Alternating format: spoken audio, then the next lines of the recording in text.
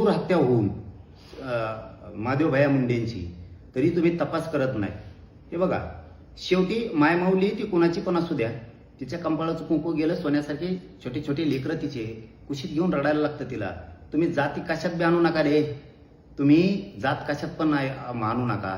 मायमाऊली म्हणलं जातं, या राज्याची संस्कृती आहे. महिलेला मायमाऊली म्हणलं जातं. त्या मायमाऊलीचं कंपाळाचं कुंकू तुमच्या डोळ्यात एकटा पुसलं तरी तुम्ही त्या आरोपीचं समर्थन करता.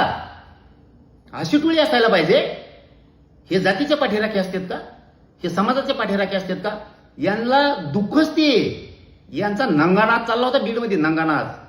बीडमध्ये यांनी दहशत पसरवली होती आणि ती पुरी मोडीत काढायचं काम केलं म्हणून हे माझ्यावर जळतात. संतोष भाईचा खून झाला, क्रूरपणानं त्यांनी त्यांची हत्या केली, त्या केसमध्ये हे सगळे जेलमध्ये घातले म्हणून यांची जळजळ आहे माझ्याविषयी.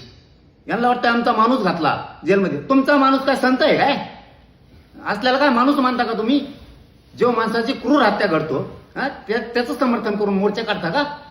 इतकं मोठी क्रूर हत्या होऊन महादेवभाया मुंडेंची, तरी तुम्ही तपास करत नाही. हे बघा, शेवटी मायमाऊली ती कोणाची पण असू द्या,